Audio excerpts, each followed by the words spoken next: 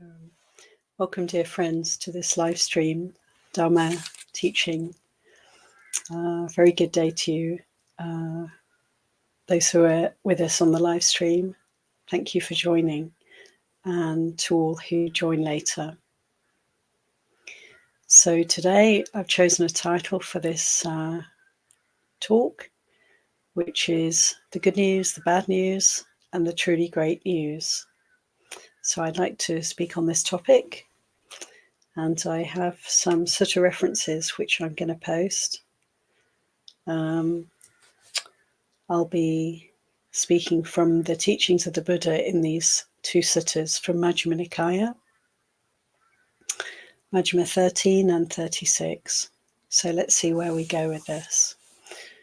Before I begin, I'd like to pay homage to our teacher, the Buddha.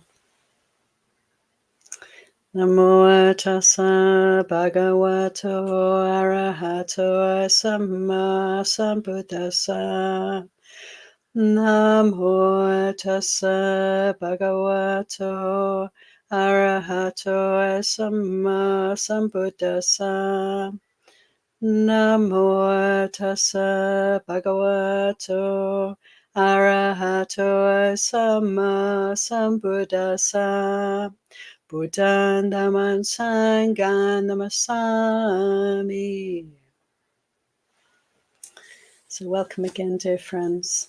And I'd like to speak today about the good news, the bad news, and the truly great news. And of course, I'm referring to the teachings of the Buddha. And yet, we can reflect that we're all receiving news from the world around us all the time, unless we choose to avoid hearing the news. Many of us have a relationship with the media, with news, social media, mainstream news that is one of taking in, to a greater or lesser extent, news of what is allegedly going on around us in the world. And hopefully most of us probably receive the news with a degree of questioning or skepticism, or just a sense that it may not be necessarily strictly true. One of the pieces of good news in the Buddhist world is that the teachings of the Buddha are actually pointing to the truth, elucidating the truth, uncovering the truth for us. Sometimes these truths are quite other than the way we have been led to believe, and that can be very interesting. But always these teachings are worth considering, investigating, and discovering for ourselves, of course, the veracity of the teachings. This is our work. As the Buddha said, don't believe the teachings. Don't believe what we hear. Don't believe what we're told. Don't believe what we read. But investigate and test out and see how much truth there may be in these teachings, in the news. So the good news, the bad news, and the really excellent news in Buddhism is a great teaching that the Buddha gave many times. He put it like this. He said there is the gratification to be found here. There is the danger also here. And then there is the escape, which is the truly good news. So the Buddha spoke about these three concepts: the gratification, the danger, and the escape, in many places. But one of the suttas I've been looking at lately is in Majjhima Nikaya, and it's the Maha Dukkha Kanda Sutta, the great suffering of the Khandas Sutta, or in Bhikkhu Bodhi's translation, it's called The Greater Discourse on the Mass of Suffering. So, of course, that sounds quite grim, but actually this teaching is really excellent and worth considering. So, the good news, the gratification. that is for all of us apparent is that there is pleasure to be had, right? In this sense realm, we can see beautiful sights. We get to hear beautiful sounds, taste wonderful food, smell delightful scents, aromas, fresh flowers, perfume, if that's something that you like. There are so many beautiful smells that we can buy when we buy perfumes. But there is the beautiful smell of food when we're hungry, of nature. So many lovely ways that we can appreciate nature through the senses. Beautiful touches, beautiful thoughts. We can enjoy the sense realm. We can enjoy pleasure through the senses. And this is the gratification here. It's very interesting that in the human realm we have quite a nice balance between pleasant and unpleasant experience. It's said that this makes the human incarnation, the human rebirth, a very fortunate one, because we can investigate both pleasure and pain, because we're going to experience both repeatedly in our lives.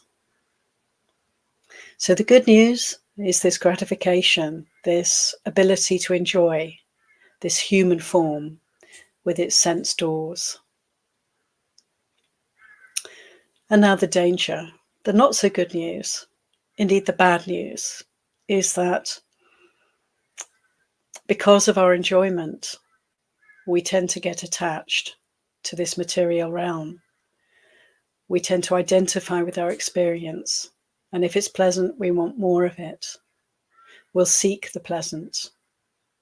And this is dangerous for us because we can't possibly expect to always feel good. Life is just not like that. But we, in seeking and pursuing pleasant feeling, comfort, gratification in the sense realm, we can come into great danger. I'd like to read you from the Sutta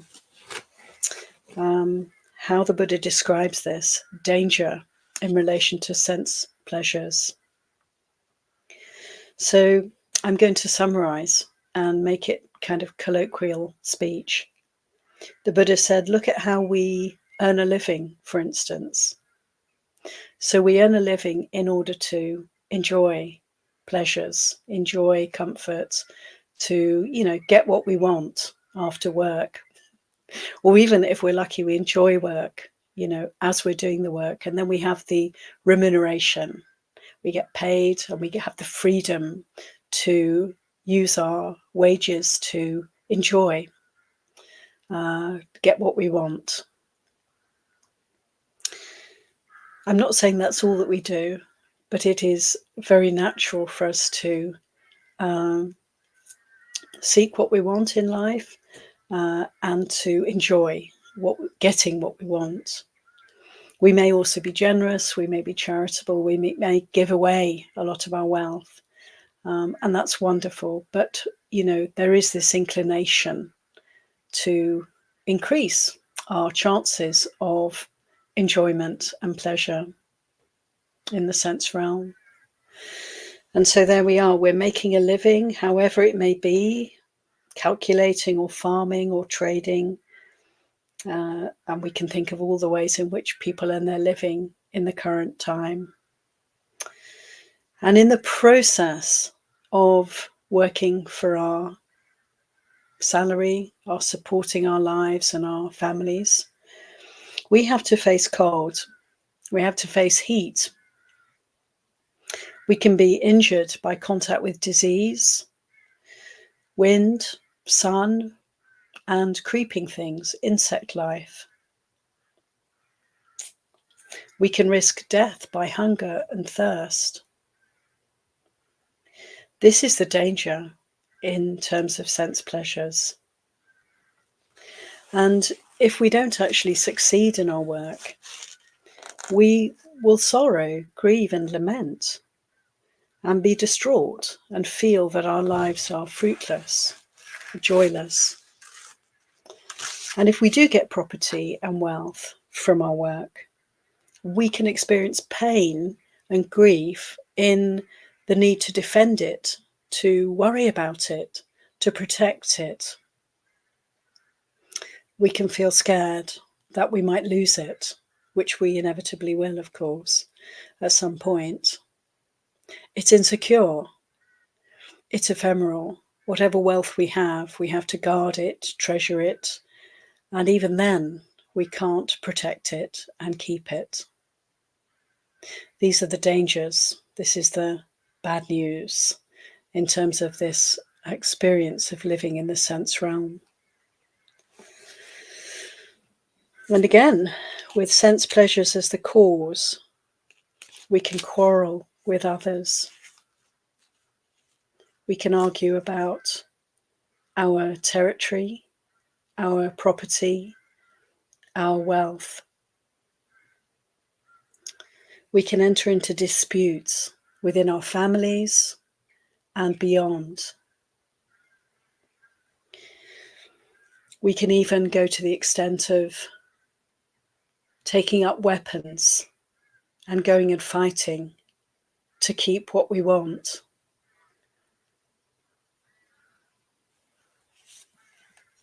We can incur death, deadly suffering as a result.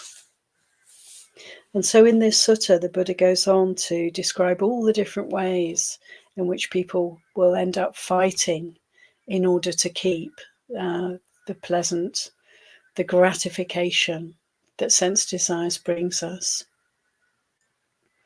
How we can become very desperate sometimes. We can become very angry if we perceive others trying to make off with what is ours, what we perceive as ours. We can occupy other people's lands.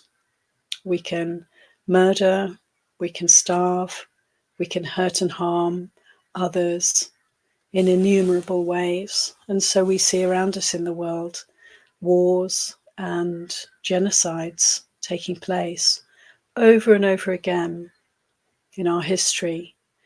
People not satisfied with the place where they are and what they have, wanting to invade and colonize and steal the land of others and remove the others, get rid of them, so that they can continue to enjoy affluence, all the sense pleasures in their new land, and spread far and wide. And all of this is the danger that we meet in this sense realm. So this is the bad news. And there's so much of this bad news, friends, isn't there?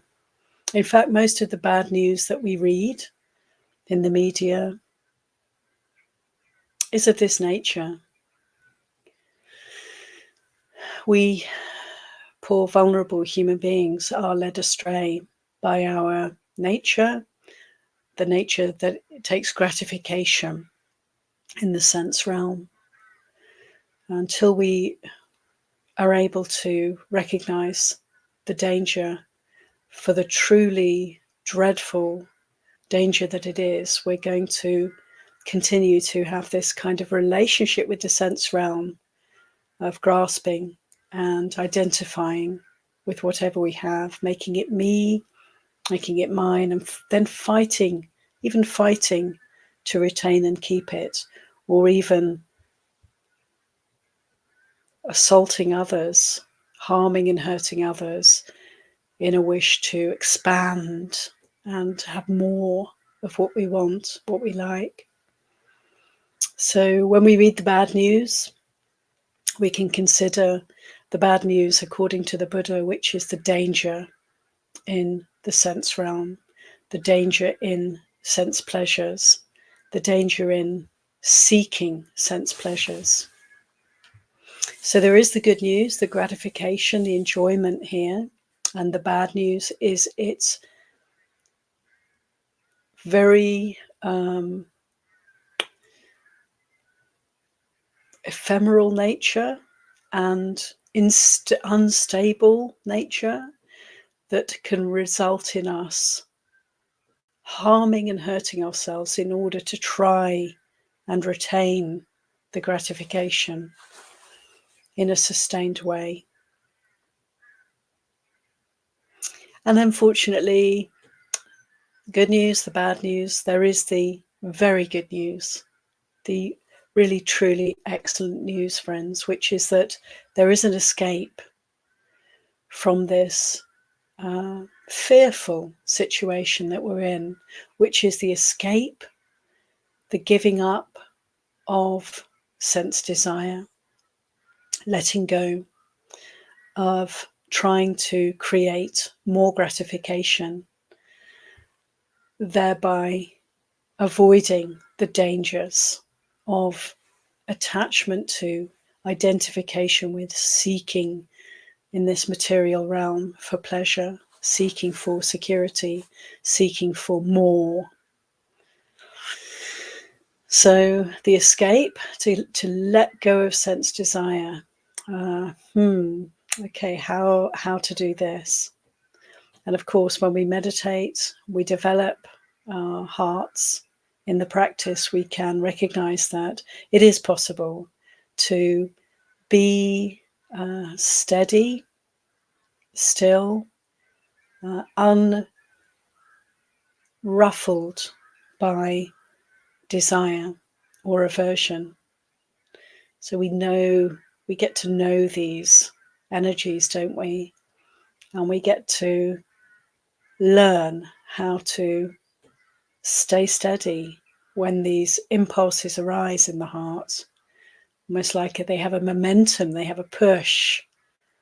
We don't have to be pushed around by them, though. We can observe energies, wanting, not wanting, arising in the heart, in the mind. And then we can see, if we stay steady, simply observe, not identifying with them, not getting caught up in these energies, these impulses. We can see how they last for a while, can be quite difficult to be steady with for a while, perhaps, come to a sort of crescendo. And then they fade away. They fade away. And this fading away is freedom for us. When we start to surf these waves of desire and aversion, we can really begin to experience a degree of peace and calm that are quite separate from our circumstances. They don't rely on any particular experience or situation. They're inherent, they're within us. And of course, this is the practice. And so we do well to consider, that there is this escape, and this is where we want to focus our energy, put our attention on letting go of desire, coming out of our attachment, coming out of our immersion in the sense realm, and seeing it for the dangerous and fearful place that it is. So we don't want to get stuck on the good news, nor do we want to get stuck on the bad news. We want to step back from the good and bad news and seek the escape, open to the escape, be present for our experience, in short, and don't avoid creating more suffering. Just deal with the suffering that we have and allow it to arise and pass, to emerge, to manifest, and to fade away, It's very interesting that the Buddha didn't immediately understand how to practice when he left the household life. he actually sought out, didn't he, teachers to give him guidance, to help him find his way. So he, in the end, understood for himself, without anyone else's help, this path of practice. But initially, he had to really struggle and search before the penny dropped. It took him 6 years of mendicant life, monastic life, wandering around northern India as a beggar, a mendicant, 6 years before he became the Buddha, before he realized the truth. So it's quite interesting to hear from the Buddha himself, this search and how it unfolded for him, because there's so much we can learn from this story that he often told of his life since leaving the household life.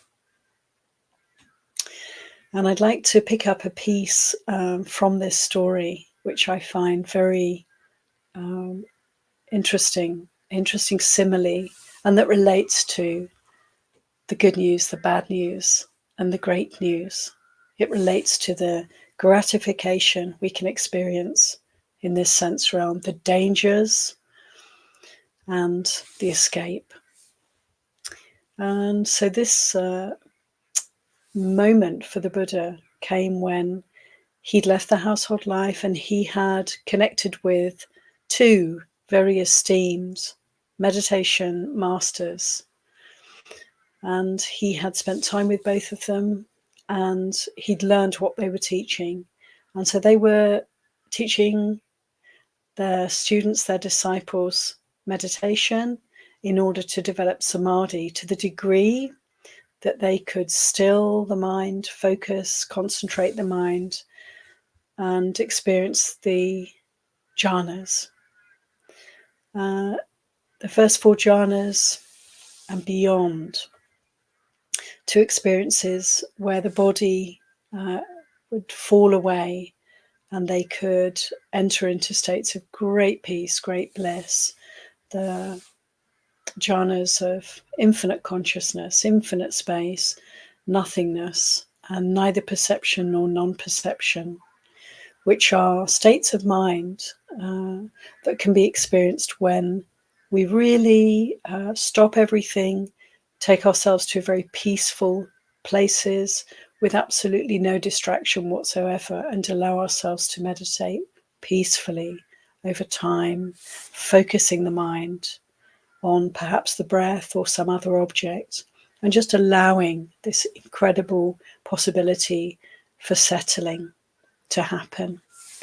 And the Buddha became adept at practicing all of these jhanas. And, for these teachers, this was the spiritual path, the beginning, the middle, and the end. There was nothing beyond this experience of jhana, of immersion in samadhi, of stillness, of peace. And yet the Buddha, the Bodhisattva at this time, he was able to fully understand and experience the culmination of their teachings.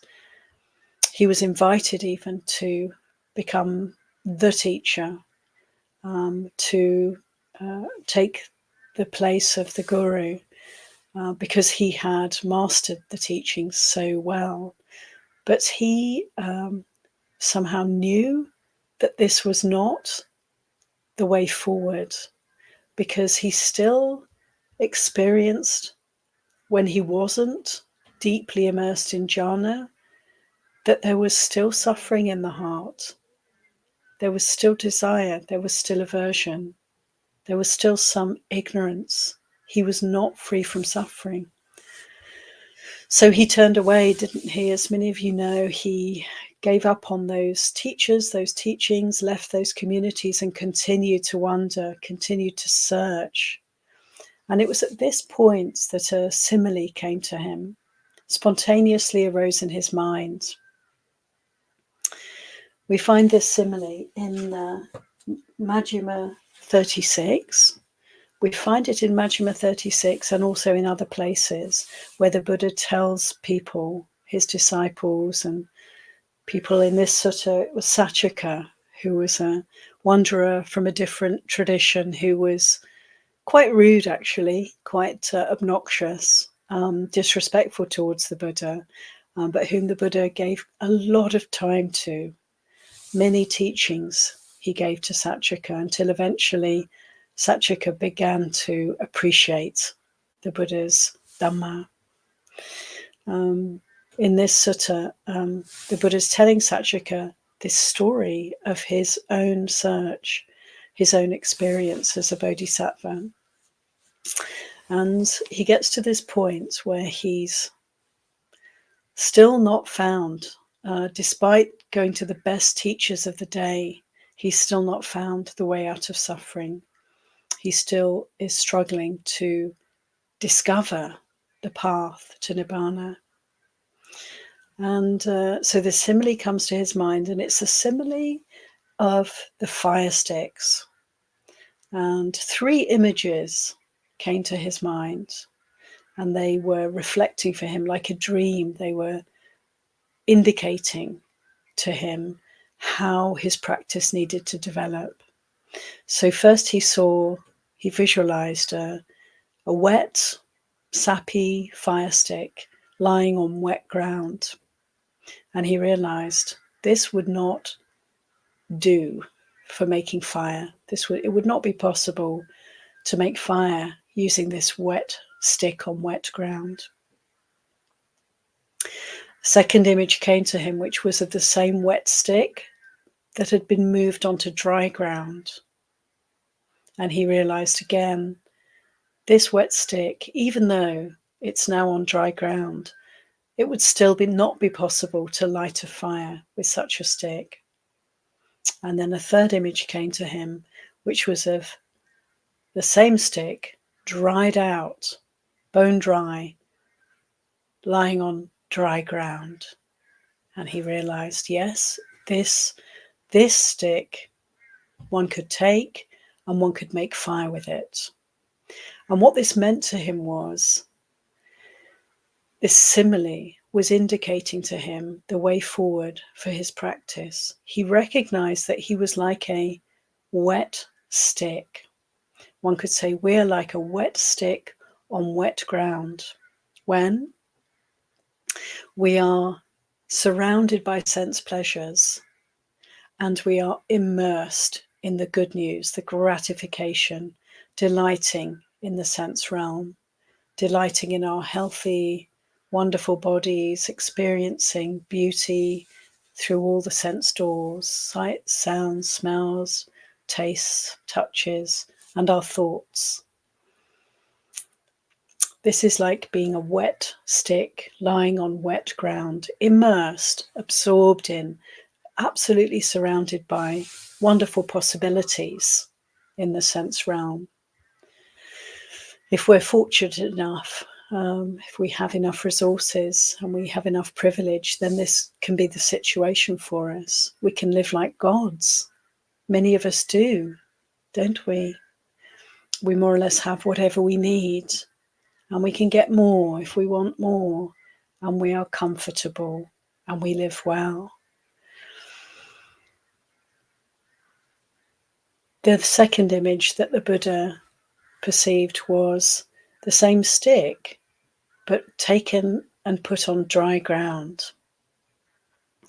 His realization was, in order to make progress spiritually, perhaps we need to take ourselves away from being surrounded by sense pleasures and have a more arid experience, have a more simple experience, practice renunciation, let go of pleasant and comfortable experiences and give ourselves a challenge, dry out. Like drying out, like an alcoholic has to dry out, or somebody who's addicted to drugs or whatever, food, it needs to dry out, to remove the substance and to go through the difficult experience of lack until eventually there is no longer that addiction. If we're mindfully practicing with addiction, this is possible for us. So this simile of the wet stick on dry ground, the sense is perhaps we need to remove ourselves from the pleasures and experience some asceticism, some renunciation. And then the third image that the Buddha saw, the dry stick on dry ground, that when we are able to renounce sense pleasures, this heart and mind that is so steeped in the good news, in the gratification of sense desires, can actually let go, emerge, free up, come out of immersion in the sense realm, and be able to more clearly and simply see spiritual progress, see the spiritual path. The spiritual fire can be lit. This is the only kind of stick that can be ignited. This fire in the simile is the spiritual fire, the ability to practice, the ability to bring up energy for liberation, to practice with ardency, with urgency. When we're steeped in sense pleasures, it's very difficult to have any kind of clarity. First, we need to dry out, get ourselves on dry ground, and then slowly but surely we get to dry out and free up and become that much liberated. So this simile that came to the Buddha came to him at a time of turning away from the jhana practice, very blissful, very pleasant, but something still missing for the Bodhisattva, something unbalanced about this practice. So he turned away from all of that, and he then began practicing the austerities. He deprived himself. He deprived himself of food. He deprived himself of any kind of comfort. He deprived himself even of breath.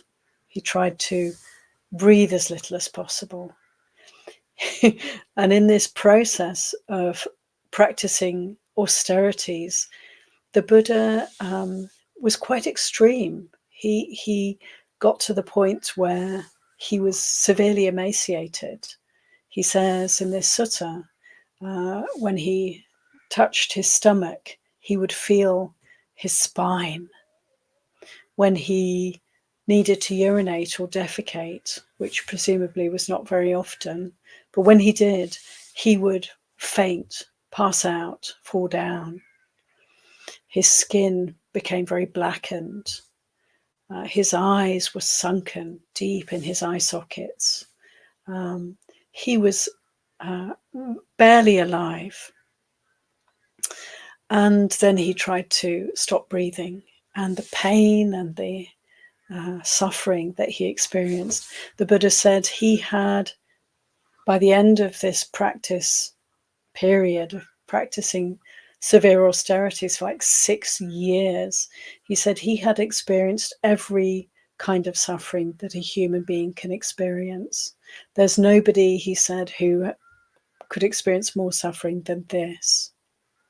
So having realized the need to dry out, to step back from the good news, the gratification of sense desires, the Buddha then went to the almost opposite extreme of depriving himself of any kind of comfort whatsoever. And he wasn't alone in this, was he? He had companions who were doing the same kind of practice. Something still needing to be realized by the Buddha, something not quite balanced yet, from one extreme to the other, from the bliss of jhana practice to the profound suffering of severe austerities. And so it was that later the penny dropped and the Buddha remembered as a child how he had meditated and experienced great peace that the Buddha realized was quite blameless. This was an experience of pleasure that was not danger. This was the truly good news, you could say. Then the Buddha started to practice the middle way, didn't he? And he taught from then, from the time he became the Buddha, his very first teaching, Dhammacakkappavattana Sutta, the Buddha taught there is a middle way between indulging in sense desire and renouncing sense desire. There is a middle way, not to be too hard on ourselves and not to be too indulgent. And this came to him as a result of remembering practicing as a child, the first 4 jhanas. The jhanas where there is peace, there is degree of profound equanimity, well-being, but there is also a sense of the impermanent quality of these experiences, and that one can use these experiences to turn the attention to insight, to root out the defilements, to seek where there is greed, where there is desire, where there is hatred, where there is aversion in the heart, and to uproot these defilements, to get the right balance between samadhi, stillness and peace, and insight, vipassana, that which is the wisdom that roots out the defilements. First, we have to see where we're suffering, only then can we let go. And the Buddha then developed this middle way of practice and recognized that his relationship to the sense realm needed to kind of come to an even keel. And so coming back to this teaching, the Buddha then gave many times the good news, the bad news, and the great news. There is gratification in the sense realm. We are liable to enjoy pleasant experiences through seeing, smelling, tasting, hearing, and so forth. But let's be aware of the danger. Let's be very on the ball and see how, as soon as we attach to sense pleasure, we're liable to want more of and to avoid, not want to let go of pleasure. We'll develop a relationship of aversion towards the ending of pleasure, towards pain. We'll have a relationship with the sense realm that we get immersed in, caught up in. We get entangled by it and we completely lose our way. Not only that, but the other danger, the bad news, is that we create bad news. We hurt and harm. We declare wars. We occupy others' lands. We steal from others. There's not one atrocious crime that we won't commit if we're addicted to sense pleasures. So we have to be really aware of the danger and then be willing to bring in a degree of renunciation, to be willing to let go, to be willing to share, to be willing to step away from sense gratification, allow ourselves to live more simply, more frugally, because this gives us a chance to open to the spiritual path. When we're immersed in sense pleasure, we really don't have much time and space for anything else. But if we're willing to put into practice degrees of renunciation, we can then begin to see the benefit of that, how much more time we have, how much more space we have, how much more the heart inclines towards the Dhamma. And so then we can start to appreciate the escape, the truly great news, that we don't have to identify with this material realm. We can free up. We can observe desire and aversion without being swayed by them. We can become the master of our own mind and heart. We can notice how true happiness doesn't depend on getting what I want or having a pleasurable experience. Not at all. Whether the sense realm is producing some kind of pleasant feeling or some kind of unpleasant feeling in any particular moment, we can appreciate this is Dhamma. We can wake up to this experience and not be raised up by pleasure and brought down by pain, but to see them as just experiences that come and go. And this evenness of mind, peacefulness of mind, grows with practice. And so we notice the escape, notice how much less addicted we may be, notice how much less hateful we are, prone to anger, reactivity. Over time, with our practice, we can start to really appreciate this escape. This is the really good news.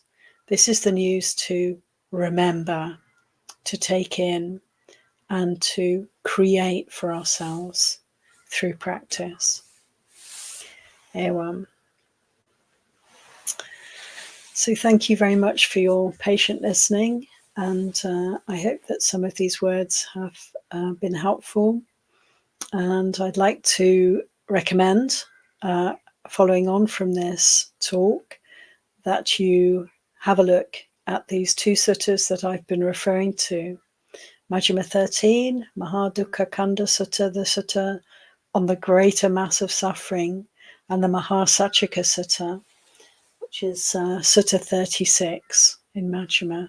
Very beautiful sutta where the Buddha is telling his story of his search. And there's so much there for us to consider, but especially I'd like to invite you to contemplate the simile of the fire sticks. It's rich, and there's so much more that could be said about it. There's so much more that one can consider in this teaching. So again, thank you for listening, and I'd like to invite, if anyone has any comments, reflections or questions, we have a bit more time, about 15 minutes, so I'll have a look at the chat and see if there's anything I can connect with here. So greetings, everybody, and thank you for your greetings.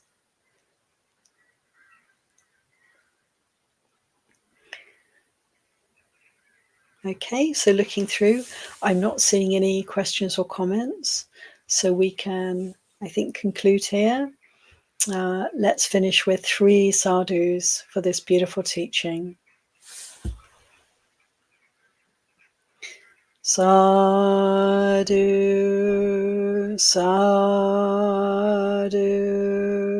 sadhu, anumodami. Thanks, everyone. I will not be here next week, but I look forward to another Wednesday session in 2 weeks' time.